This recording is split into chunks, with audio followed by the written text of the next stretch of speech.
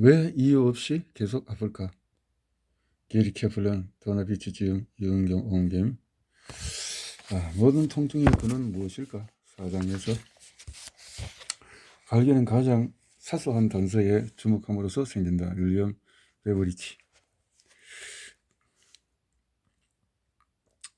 자, 리컬 드 라이브는 고층 건물의 착색 판유리 창문 밖을 응시했다.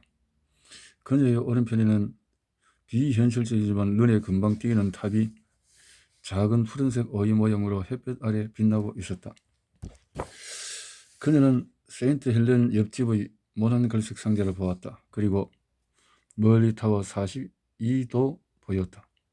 분명히 그녀는 도시에 어쩌면 런던의 금융가 아마도 윌리스 빌딩에 있었고, 그것은 여기에 있는 동안 브로드 스트리트에 있는 근사한 작은 바에 들릴 수 있다는 것을 의미했다. 시간이 있다면 말이다. 해가 막 지기 시작했지만 그것은 그런 건 아무 의미가 없었다.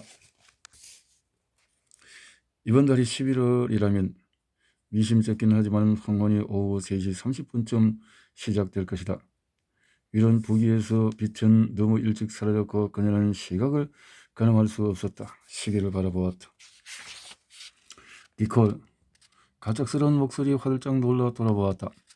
세련되게 재단된 양복을 입은 15명의 임원들이 회의 탁자에 앉아 있었다. 그녀는 대체 여기서 무엇을 하고 있었을까? 어색하게 웃으면서 니콜은 페라가모 펌프스를 실은 발로 단정하게 한 걸음 내딛었다. 화이트보드를 보니 자신이 써놓은 것이 분명히 내용이 있었다. 모든 정보와 화살표들이 그녀의 필적으로 적혀 있었다. 우리에게 시간이 얼마나 있는지 알아보기 위한 것이 뿐입니다. 니콜은 당장 어떤 사무실이든 들어가 문제를 찾아 바르게 고친 후에 상당한 보수를 받고 다시 걸어나올 수 있는 영향력이 대단한 컨설턴트였다.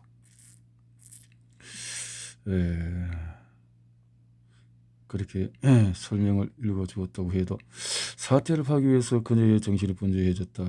뭐 이렇게 살피고 그녀는 그렇다고 추정해야 했을 것이다. 니콜은 항상 아슬아슬하면서도 재미있게 스스로를 통제하면서도 몹시 노력하며 살아왔다. 잃어버린 것은 기억만이 아니었다. 거의된 헤이스팅스에서의 일을 끝낸 후에 니콜은 작업 시간을 줄이려고 했다. 그동안 지나치게 열심히 일해왔기 때문에 충분한 휴식이 필요할 뿐이라고 스스로를 다독였다. 2009년이었다. 좋든 싫든 그녀는 50세였다. 갱년기 증상일까 아니면 알츠하이머 초기일까? 무엇이 되었건 회복되기보다는 악화되는 것이었다. 오늘 밤 누군가가 그녀의 시어머니 집에 침입하려고 했다. 결국 가까스로 맞기는 했지만 니콜과 그녀의 남편 릭은 매우 걱정이 되었다. 혼자 사는 95세의 여자가 얼마나 취약한지 깨달은 그들은 모든 출입구에 이중 안전실 단치를 하기로 하고 자물쇠 수리공을 불러서 모든 자물쇠를 바꾸기로 계획을 했다. 다음날 릭이 니콜에게 자물쇠 수리공을 불렀느냐고 묻자 니콜은 그가 무슨 얘기를 하고 있는 건지 몰랐다. 지난밤의 강도 침입 시도 사건을 까맣게 잊고 있었던 것이다. 어느 날 화창한 일요일 오후 니콜은 침대에서 이불을 당겨 시트를 벗겨냈다. 이부자리를 하늘로 안고 세탁기에 넣은 다음 그녀는 릭과 그의 친구들과 함께 농담을 하면서 소파에 앉아서 TV 플레이오프 경기를 보고 있었다. 몇 시간 후 그녀는 건조된 시트를 다시 가져와서 침대를 정리했다. 게임이 끝나고 그들이 모두 타파스 맥주를 즐긴 후에 리그 친구들은 이른 저녁 집으로 들어갔다. 약간 피곤하면서도 즐거운 하루였다. 손님들이 떠날 때 니코는 보송보송한 하얀 시트 위에서 잠을 자면 얼마나 좋을까 생각을 했다. 그래서 시트를 벗겨서 하나름 들고 세탁기를 가져갔다. 방 중앙에 있던 릭은 그녀를 제지했다. 당신 지금 뭐 하는 거야? 괜찮아요. 자기 전에 말할 시간은 충분하니까. 우린 깨끗하고 상큼한 시트 위에서 잘 수 있어요. 아침에 벌써 했잖아. 세탁. 니콜은 눈살을 깨부렸다. 확실해요? 당신이 바로 옆에 지나갔으니까 당신 괜찮아? 이런 식의 망각이 더욱 잦아지면서 릭과 니콜은 그것을 일부러 가볍게 여김으로써 어색함을 떨쳐내려고 노력했다. 당신 또 헛수고한 것 같은데? 릭이 그녀를 안으며 애정을 담아 얘기하면 니콜은 소리내어서 웃곤 했다. 그러나 그들은 둘 다 두려워하고 있었다. 간단한 일들이 점점 더 어려워졌다. 니콜은 심부름을 하려고 마을을 걸어질러서 운전하다가 도착이 되기 전에 무엇 때문에 가고 있는지 잊어버리곤 했다. 샤워를 한 후에 샤워기를 잠그지 않아서 언제까지 물이 흐르도록 놔둔 일도 있었다. 처음에는 사소한 피해였지만 사소한 채로 지속되지는 않았다. 어느 날 밤 그녀는 뜨거운 프라이팬에 생선을 튀기다가 갑자기 멍하니 방 밖으로 걸어나갔다. 10분 후에 연기 감지기가 울렸다. 귀를 찌르는 갱놈 때문에 그녀는 다시 부엌으로 달려들어갔다. 지글지글 타고 있는 프라이팬을 눈앞에서 볼 때까지 그녀는 왜 연기 감지기가 울렸는지 이유를 몰랐다. 저녁을 준비 중이었던 것조차도 기억하지 못했다. 닉은 누구에게나 일어날 수 있는 일이라는 걸 니콜에게 확인시키려 했지만 그녀는 그 정도로 어리석지는 않았다. 마치 자신이 사라져 없어지는 것 같았다. 몇 주 뒤에 그녀는 거의 걸을 수 없을 지경이 되었다. 어느 날 아침에 잠에서 깨어서 마치 취한 사람인 양 비틀거리며 욕실로 향했는데 타일 바닥으로 꼬꾸라지지 않기 위해서 문틀에 기대에 버텨야 했다. 조심해야 했지만 집중을 할 수가 없었다. 그녀는 혼란스러웠고 걸피를 잡지 못했다. 그녀는 변기에까지 도달했으나 다시 일어설 수 없었다. 몸이 제 기능을 하지 못했다. 그녀는 완전히 장악되어서 모든 근육들이 잠겨있는 것처럼 느껴졌다. 릭이 그녀를 다시 침대로 데려와야 했다. 다음날 그들은 캐피털 클리닉에 응급 예약을 하고 리사 리렌필드 박사를 만나기 위해서 갔다. 여성의학을 전공한 우리 팀 의사다. 그녀는 검사를 하고 몇 가지 테스트를 했다. 결과를 기다리는 동안에 그녀는 니콜을 신경학자에게 보냈다. MRI 검사 결과 뇌에 손상이 드러나자 신경학자는 그녀를 다발성 경화증으로 진단을 내렸다. 원인은 밝혀지지 않았지만 다발성 경화증은 뇌와 척수의 지속적인 염증이 결국 신경세포의 미엘린초 신금성리로 들러서며 전련체 역할을 하는 보호막에 손상을 입히면서 시작이 된다. 다른 질환들도 비슷한 증세를 보일 수 있지만 그들이 이와 같은 염증성 손상을 동반할 때는 대개 다발성 경화증을 의미한다. 신경심리 검사 결과 역시 인지와 기억의 문제가 너무 심각해서 그녀는 완전히 장애 판정을 받았다. 예후는 암울했다. 니콜라님이 기억상실, 팔다리 움직임 곤란, 도보곤란, 빈약한 신체 조정력, 근육 약화 등 많은 증상을 겪고 있었다. 그러나 다발성 경화증은 신경성이다. 만약 그녀가 이 병에 걸렸다면 논문상으로 그녀는 신체 기능이 돌이킬 수 없이 저하되거나 심지어 자신의 동작을 취할 수 없을 수도 있다. 그 시점에서 물리치료사나 언어치료사, 사회복지사, 보행기, 휠체어 등 어떤 치료로도 도움을 얻을 수 없었다. 항생제의 한계라. 리사 박사가 전화했을 때 니콜은 여전히 앞으로의 삶이 결코 이전과 같지 않을 것이라고 생각. 언제 당신을 볼 수 있나요? 사슴 전투기요? 저는 사무실에서 주 80시간을 일하며 보내요. 좀 모르겠어요. 리사 박사가 웃었다. 그렇지만 검사 결과는 틀림없어요. 다발성 경화증일 가능성을 배제할 수가 없지만 라임병이 그 병처럼 보일 수 있다는 건 알아요. 만약 라임병에 맞는 치료를 해서 회복되시면 다발성 경화증 된 가능성은 완전히 배제할 수 있어요. 선택권이 주어진다면. 그녀가 어느 쪽을 보려고 하면 어느 쪽으로도 볼 수가 없었다. 시력은 좋았으나 정확히 시신경이 거치하는 곳에서 뇌 손상이 있는 게 분명했다. 신체의 오른쪽 전체가 감각이 없었다. 리사 박사는 그녀를 전염병 전문의에게 보내서 28일 동안 정맥 주사형 항생제 로세핀을 맞도록 했다. 처음 26일 동안에 니콜은 너무 많이 비틀거려서 걸으려는 엄두도 하지 못했다. 균형 감각은 손상되었고 근육이 명령대로 항상 반응하지는 못했다. 항생제 주사요법이 끝나기를 이틀 남겨두고 니콜은 소파에서 몸을 일으키더니 흔들리거나 비틀거리지 않고 방을 가로질러 부엌으로 걸어갔다. 리기 박수를 치자 그녀는 마치 갓난아이가 첫 걸음마를 뗀 것처럼 당황스러워하며 얼굴을 붉혔다. 그녀의 눈에서 눈물이 흘렸다. 회복되고 있다는 초기 신호 중의 하나였다. 항생제가 마치 내 효과를 보이기 시작했다. 그녀는 처음으로 신랄 같은 희망을 느꼈다. 만약 그것들을 조금 더 오래 복용한다면 문제가 언제나 해결될 것이다. 그러나 의사는 질병관리본부가 28일 이상의 정맥 주사형 항생제 요법을 불허한다고 말했다. 그는 그녀를 위해서 할 수 있는 게 그것뿐이라고 말했다. 실망감에 빠져있던 니콜은 다시 도전했다. 그녀는 라인병 공동체가 LLMD라고 부르는 라인병 관련 의사를 찾아 자신을 계속 치료하도록 했지만 나아지는 것 같지 않았다. 그녀는 여전히 매우 혼란스러웠다. 기억력은 형편없었다. 여전히 하루 종일 떨림 증상이 있었고 오른쪽 몸은 마비되어 있었다. 산산이 부서진 희망. 그러던 어느 날 그녀는 점심을 먹기 위해서 남동생 폴을 만났다. 식사를 하고 내내 웃고 얘기하면서 즐겁게 보냈다. 모든 것이 좋아 보였다. 폴이 차를 몰자 니콜은 손을 흔들면서 적기를 인사한 후 곧 자신의 차가 없어진 것을 알았다. 주차장 주변을 돌아보는 동안에 가슴이 바닥에 당혹감이 올랐다. 누가 차를 훔쳐갔나? 그전엔 경찰에 전화를 걸려다가 세탁물 사건이 기억나면서 그 대신에 남동생에게 전화를 했다. 거기 그들이 있어 다시 가는 중이니까 폴이 말했다. 니콜은 기다렸다. 10분쯤 지나자 폴이 그녀 옆에 차를 대며 이상한 표정을 했다. 왜 그래? 그녀가 물었다. 저거 누나 차 아냐? 폴이 그녀의 검은색 BMW 컨버터블을 가리켰다. 그녀가 서 있는 곳에서 불과 3미터 안 되는 거리였다. 몇 주 후 니콜이 식군점에 갔을 때도 똑같은 일이 발생했다. 차가 그녀가 주차해둔 곳에 없었다. 이번에는 당혹감이 들자 심호흡을 하고 마음을 가라앉히려고 시도했다. 그녀는 구입한 식료품을 들고 다시 가게로 걸어 들어간 후 돌아섰다. 그리고 여기서 다시 시작하자고 나지막하게 말했다.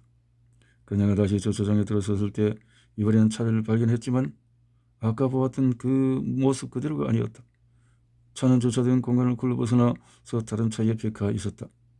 브레이크를 걸어둔 것을 잊은 게 분명했다. 니콜은 35년 동안 수동식 차를 운전해 오면서 한 번도 브레이크를 걸어 놓는 것을 잊은 적이 없었다. 다음날 니콜은 리사 박사를 다시 찾아가서 말했다.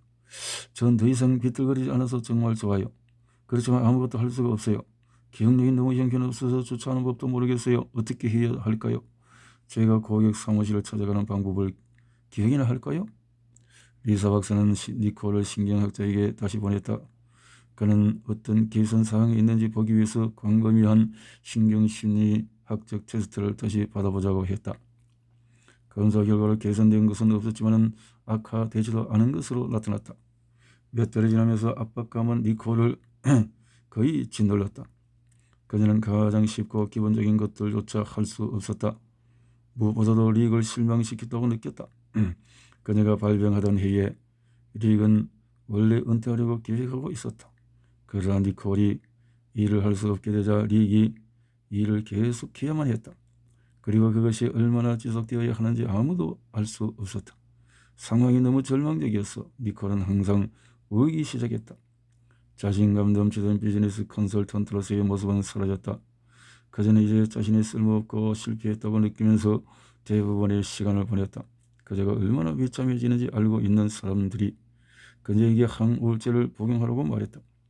그녀는 한 달 동안 복용했지만 별 소용이 없었다.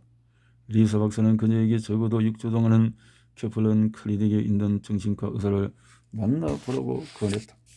니콜을 몇 번 만난 뒤 그 정신과 의사는 정해진 약속 기간의 나머지 시간을 취소했다. 당신은 우울증이 아닙니다. 당신이 처한 끔찍한 상황에 기분이 나빠져서 몹시 화가 난 것입니다. 누군들 안 그렇겠습니까? 의사가 말했다. 니콜과의 만남. 그때 지금 니콜이 내게 보내줬다. 우리는 환자들과 클리닉에서 토의하기 위해서 격주로 모였기 때문에 나는 이미 그녀의 사례를 알고 있었다. 그녀는 라인병으로 진단받았고 라인병을 위해서 치료받아왔다. 무엇을 놓쳤을까? 중금속을 확인하기 위해서 검사를 했다. 그 첫 번째는 혈액 검사였다. 음성이었다. 금속은 실제로 그녀의 혈액 속을 순환하지 않았다. 다음 검사를 시작했을 때 니콜 조직에 상당한 양의 납이 있음을 보여주었다. 납과 수은과 비소 그리고 다른 중금속들은 우리 주변 환경 어디나 있으며 중독의 여러 잠재적인 원인이었다. 중금속은 체내의 많은 효소 체계를 오염시켜서 여러 질병을 일으킬 수 있지만 특히 신경과 뇌에 손상을 입힌다. 니콜은 어릴 때 페인트 젤 부스러기를 먹은 후에 납중독으로 고통을 받아왔지만 전에 치료했는지 여부가 확실치 않다. 그 사건과 더불어서 자동차에서 배출되는 배기가스를 수십 년간 맡아옴으로써 중금속으로 의심되는 것이 그녀의 조직에서 악화되면서 회복을 방해하고 있었다. 환자를 치료할 때 어떤 문제를 우선적으로 다룰까에 대한 조심스러운 논의가 필요한 경우가 자주 있다. 우리는 라임병에 대한 항생제 요법으로 니콜을 치료해 왔지만 그것은 수개월이 걸릴 것이다. 아마도 우리는 하나의 항생제를 시작해서 그 질병이 적응할 때는 한두 번 정도 다시 항생제를 바꿔줄 필요가 있을 것이다. 납중독에 대한 치료는 훨씬 빨리 바로잡을 수 있을 것이고 전체적인 건강을 즉시 개선시키겠지만 항생제를 복용하는 동안은 시행될 수 없었다. 따라서 나는 그녀에게 항생제를 끊고 구강 7턴 요법으로 납중독을 치료한 다음 다시 라임병 치료를 위해서 항생제를 투여했다. 여러 달이 지나면서 니콜의 기억력은 점차 돌아오기 시작했다. 떨림 증상도 더욱 완화되었다. 신체 오른편의 마비 부분도 마찬가지로 줄어들기 시작했는데 근육 경화는 개선될 기미가 보이지 않았다. 만약 이게 훨씬 심해졌으면 평생 휠체어 신세를 져야 했을 거예요. 니콜이 말했다. 두 번째 항생제 과정을 끝낸 다음 나는 그녀에게 혈압약 아타칸을 투여했다. 염증을 가라앉히기 위해서 날트렉손도 소량을 주었다. 날트렉손은 알코올과 오피오이드 중독에 전통적으로 사용되는 오피오이드 수용기의 대립인자이다. 선료 조직염 같은 통증 질환에도 유용하다고 나타나 있다. 뇌 연고는 라임병 그리고 라임병과 연관된 질병에 의해서 유발되는 뇌 염증은 항생제와 구충제만으로는 줄지 않을 수 있음을 입증했다. 만성 통증과 우울증의 시너지 효과. 복합질환으로 고통받는 사람들이 심지어 현재 악화하고 있는 사람들이 늘고 있다는 의대에서는 이미 명백한 사실이다. 여전히 진찰받기 위해서 오는 사람들의 대부분 도울 수 있지만 완전한 회복을 이루는 것은 좀 더 달성하기 힘든 일이었다. 다수의 증상들을 보여주는 환자들에게 연관성을 찾기란 거의 불가능한 일이었다. 신체적인 부상, 바이러스 감염, 영양실조, 호르몬 불균형, 정서장애가 어떻게 연관되었을까? 공통 분모가 무엇일까? 같은 사람에게 통증과 우울증이 흔히 있는 일이란 점으로 내 마음이 자꾸만 쏠리고 있었다. 물론 만성 통증을 겪어서 사람들 중에 일부는 이미 기본 장애를 갖기가 쉬웠을지 모른다. 어떤 사람들은 만성 통증이라는 끈질긴 신체적인 고통으로 절망감에 굴복했을 수도 있다. 그러나 그런 두 가지 가능성을 감안한다 해도 통증과 우울증을 둘 다 갖고 있는 사람들의 수는 불가해할 정도로 높다. 대중의 대략 16%가 평생 동안 심각한 우울증을 한 차례만 경험하는 반면에 15%는 어느 때고 만성 통증을 경험한다. 그런 사람들 중에 65%가 그 두 가지를 동시에 경험한다. 호세원하는 무엇 때문에 우리 전문 분야인 통증관리와 정신의학을 사람들이 그토록 자주 찾아오는지 의아해하면서 오래 대화를 나누곤 했다. 새로운 연구가 나올 때마다 우리는 연구 모임에 파고들면서 이 두 가지 질환의 연관성을 설명할 수 있는 단서를 찾으려고 몰입했다. 우울증의 신경세포 염증에 대한 최근의 연구를 보면서 나는 복합질환을 가진 환자들을 확실하게 도울 수 있기 전까지 신경생리학의 연구에 몰입했다. 만성 통증이 드러나면 대개 우울증도 나타난다는 것이 널리 인정되기 시작했다. 심지어 두 질환을 한꺼 잃는 사람은 현재의 치료법만으로는 회복되는 비율이 극적으로 줄어든다는 인식이 퍼지고 있었다.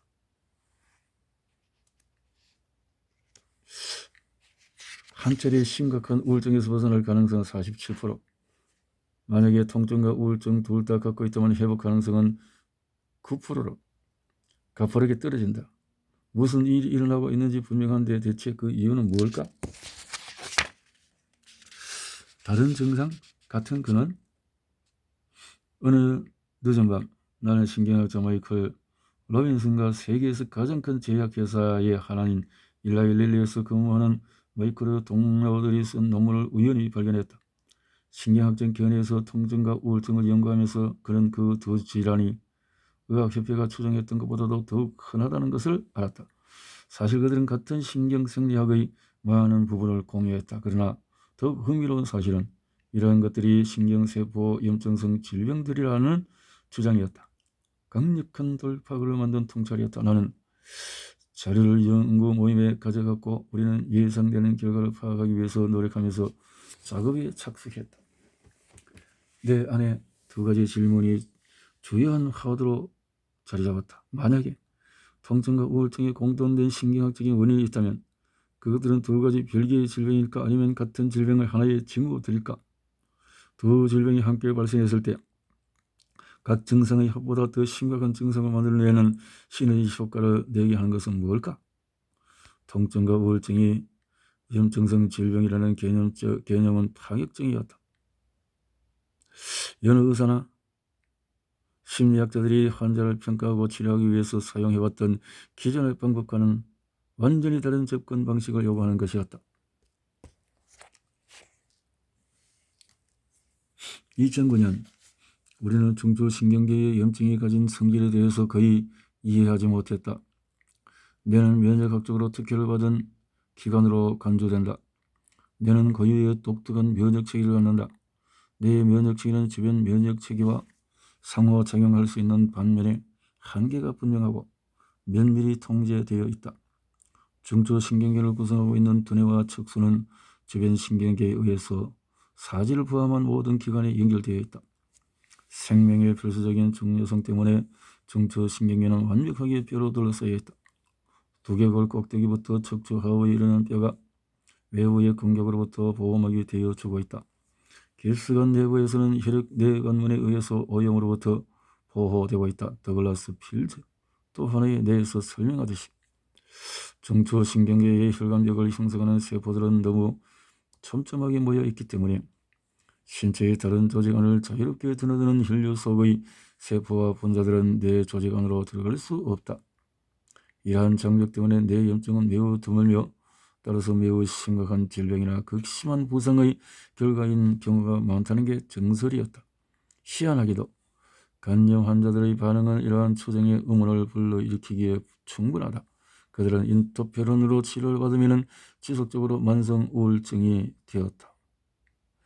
인터페론이 체내 염증을 일으키는 분자 중 하나이기 때문에 연구원들은 염증과 우울증 사이에서 발견되지 않은 연결고리가 있는 게 아닐까 의심하게 되었다. 연구를 시작하면서 지난 몇 년 동안 그들은 불안장애와 외상 후 스트레스 장애 역시 중추신경계의 염증 분자들을 증가시킨다는 것을 발견했다. 이로써 우울증과 불안장애, 외상 후 스트레스 장애는 모두 뇌의 신경 염증성 질병이라는 놀라운 결론이 도출되었다. 염증에 대해서 얘기할 때는 의미를 명확히 하는 것이 중요하다. 체내에는 다양한 유형의 염증 경로들이 있다. 그것들은 모두 염증이라고 부르는 일반적인 질병을 논하는 것과 같다. 각 유형의 염증은 생리적으로는 다른 유형의 세포들과 다른 부분의 면역체계를 포함하는 것이므로 제각기 매우 다르다. 가장 단순한 수준에서 살펴보자면 알레르기들은 하나의 경로에 영향을 받는데 식품 알레르기들은 다른 경로 IgG, IgA 그리고 소화장애증은 다른 경로들 IgA, 항, LTG 혹은 IgG, TGA의 영향을 받는다. 세균성 감염체들은 또 완전히 다른 경로 백혈구의 활동을 통해서 염증을 일으키는 반면에 생체 독소의 염증은 사이토카인과 인터페론을 포함한다. 우리는 세균성 감염으로 생긴 염증을 치료하기 위해서 항생제를 사용할 수 있지만 같은 항생제라도 알레르기 반응을 치료할 때는 전혀 효과가 없을 것이다. 알레르기를 치료하기 위해서 사용하는 항히스타민 제들이나 스테로이드 제들이 박테리아와 싸우는데 거의 도움이 되지 않는 것과 마찬가지다.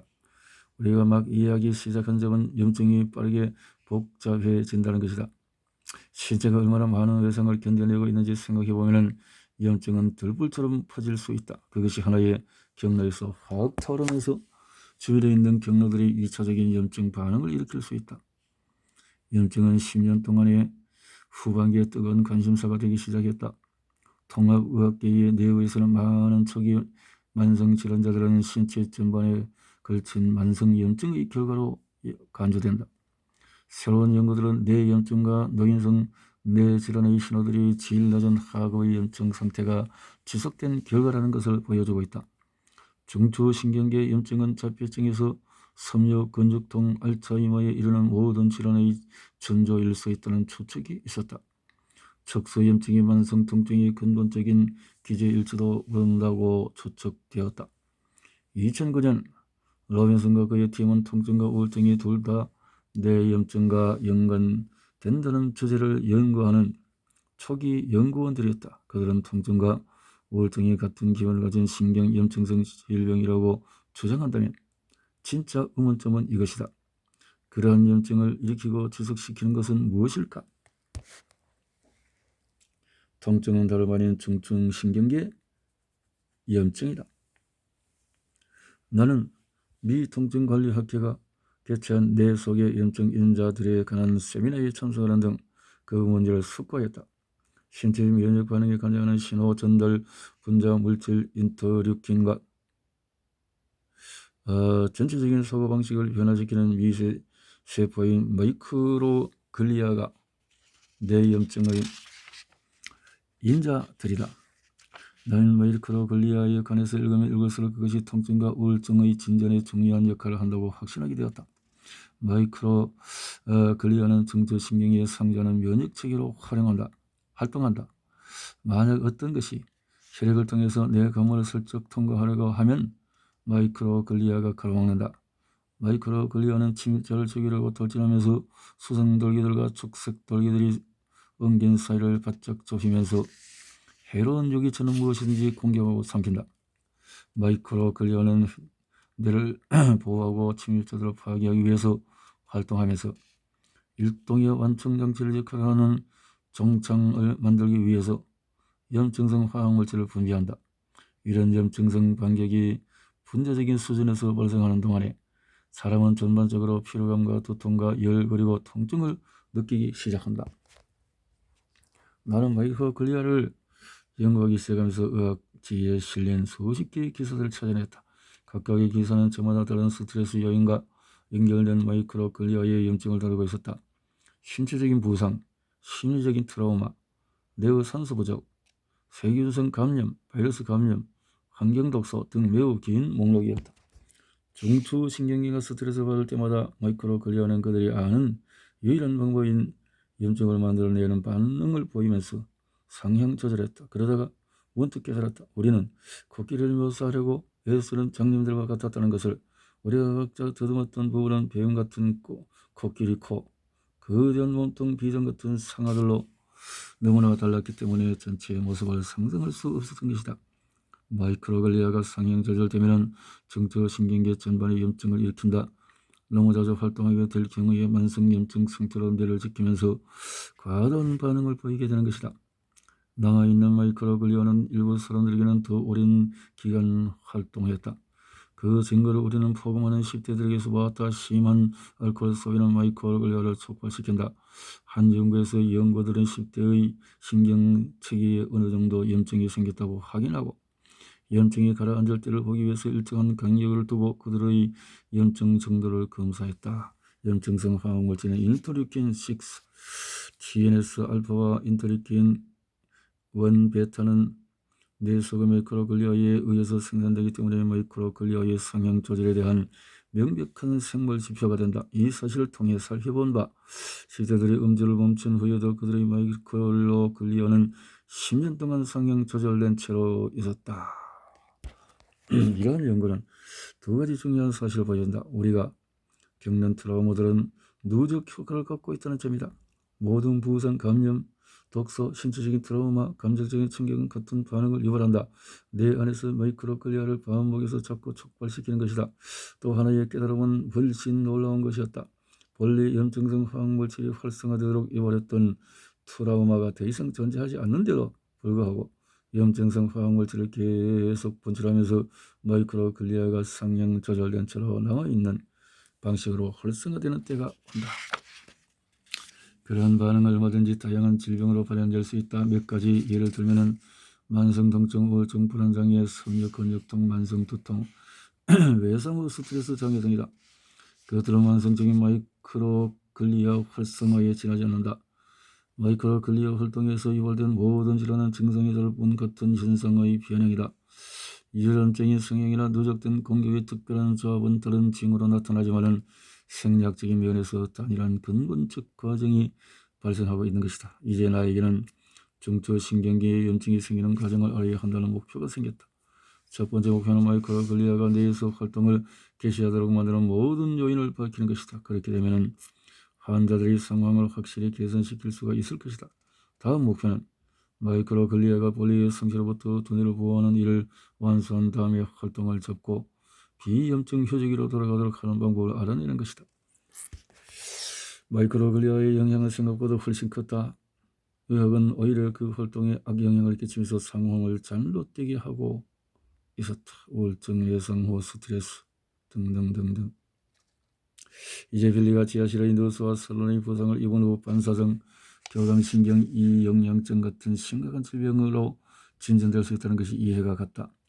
에밀리의 경우에는 교통사고로 입은 심각한 부상에서 시작되어서 반복되는 수술과 한 차례의 우울증을 겪으면서 증상이 악화되었다. 찰리의 경우에는 어린 시절에 받은 심리적인, 신체적인 학대와 운동으로 인한 잦은 외상, 반복되는 수술, 근육, 근막 손상, 알코올, 심지어 통증을 치료하기 위해서 처방된 약품까지 모두 그의 상황을 악화시켜왔던 것이다. 이런 모든 사건은 서로 연관이 없는 듯이 보였지만 그들 모두 정확하게 같은 방식으로 마이크로글리아를 성향 조절시켰다. 신체의 한정된 표의 현 범위로 인해서 별다른 반응 차이가 나지 않았을 뿐이다. 마이크로글리아는 가밍 반응을 하게 되었다. 유레카를 외치고 싶은 이런 흥분 속에서도 내 머릿속은 떨어져 있는 점들을 연결하기 위해서 분주히 움직였다.